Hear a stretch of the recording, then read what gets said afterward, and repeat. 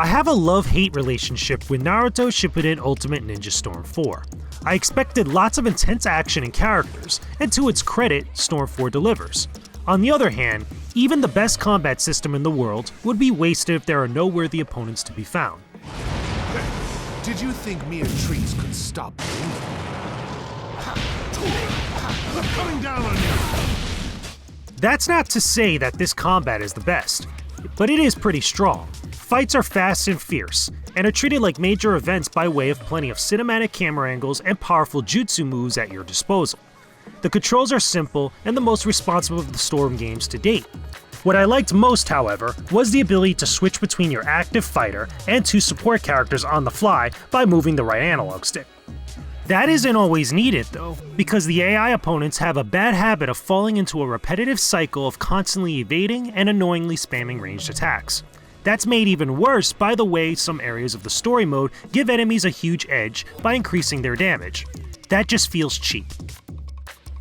I was also let down by the poor presentation of the brief story mode, which is told mostly through these long montage cutscenes instead of anime clips.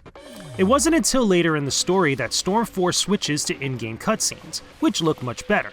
Even then though, the lip syncing is off on both the Japanese and English audio tracks. At least the end of the story mode hints at what may come next for Naruto and his friends in an exciting way.